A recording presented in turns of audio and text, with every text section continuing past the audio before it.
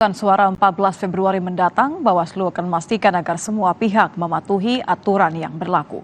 Memasuki masa tenang mulai 11 hingga 13 Februari, Bawaslu kembali mengingatkan agar pihak yang terlibat pemilu tidak melakukan aktivitas kampanye setelah masa kampanye berakhir. Bawaslu adalah memastikan seluruh pihak yang terkait mematuhi ketentuan yang berlaku di masa tenang. Kami sudah mengeluarkan surat himbauan baik kepada partai politik, kepada tim pelaksana kampanye maupun kepada seluruh pasangan calon untuk bisa mematuhi ketentuan yang ada, di mana tidak ada lagi aktivitas kegiatan kampanye yang dilakukan. Seluruh media massa cetak maupun media massa daring, media sosial dan lembaga penyiaran dilarang menyiarkan iklan, rekam jejak, berita, atau bentuk lainnya yang mengarah kepada kepentingan kampanye pemilu yang menguntungkan atau merugikan peserta pemilu. Kampanye akbar sekaligus menjadi penutup bagi para paslon sebelum memasuki masa tenang.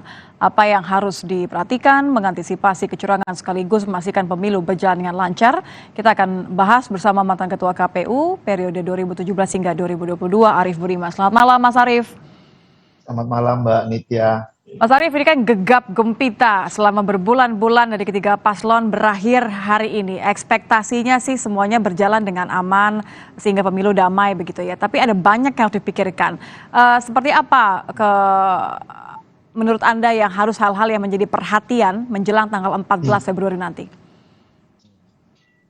Pertama sebetulnya ketika tahapan dimulai sampai kemudian masuk tahapan kampanye, maka seluruh peserta pemilu itu bergerak untuk mengkampanyekan dirinya, menyampaikan visi misinya.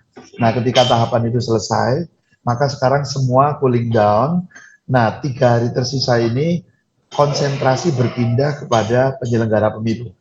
Karena penyelenggara pemilu sudah harus menyelenggarakan pemilihan, terutama untuk pelaksanaan pemungutan suara di luar negeri. Kemudian yang kedua, menuntaskan distribusi logistik sampai ke TPS-TPS. Nah, biasanya 3 hari terakhir mereka lebih konsentrasi, lebih fokus distribusi logistik baik ke kecamatan, ke kelurahan, desa, sampai dengan nanti 1 hari sebelum hari H, distribusi logistik sudah harus sampai di TPS. Ya. Nah, kepada pemilih, 3 hari inilah kesempatan Anda merenung ya. Apa yang sudah Anda ikuti, apa Anda dengarkan, apa Anda baca gitu ya, dari banyak media informasi gitu ya.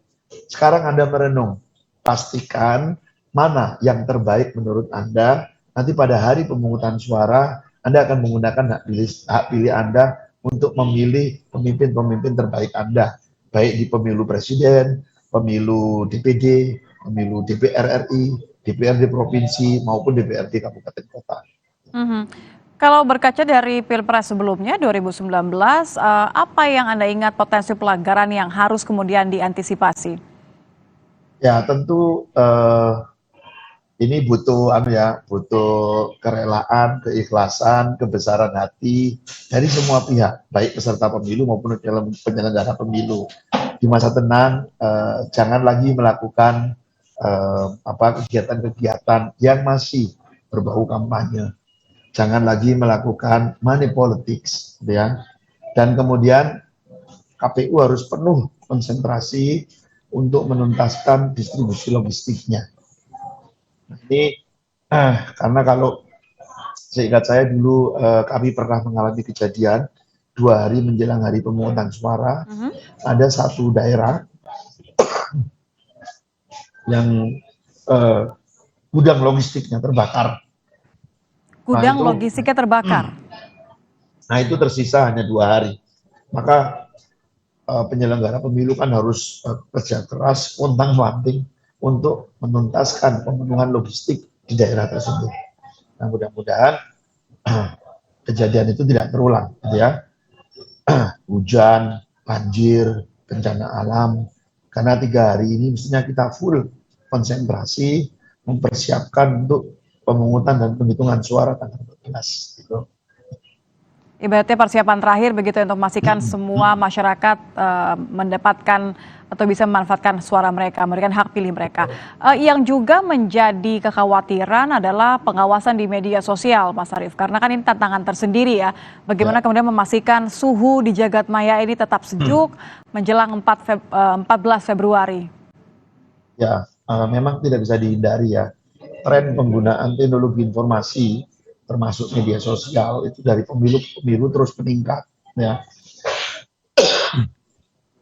Nah, yang paling penting adalah eh, jangan menebar hoax, jangan membuat disinformasi maupun misinformasi melalui media sosial. Kita harus sama-sama menjaga situasi yang kondusif ini sampai dengan hari pemungutan suara, penghitungan, rekapitulasi sampai dengan ditetapkan hasil pemilu. Jadi ya ini butuh peran dari banyak pihak. Ya. Dulu bukan hanya ratusan, bahkan ribuan ya serangan cyber, kemudian sebaran-sebaran hoax gitu, itu bertebaran di mana-mana dan ini bisa mengganggu kondusivitas yang sudah bersama-sama kita jaga ini. Mhm. Dan harapannya tentu adalah bagaimana bisa memanfaatkan hari-hari terakhir ini mensosialisasikan agar masyarakat datang ke TPS dan memberikan suara mereka ya, Mas Arief ya?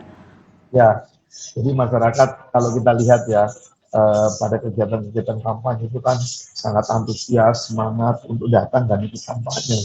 Jangan sampai energi Anda habis lalu tidak datang pada saat hari pemungutan suara.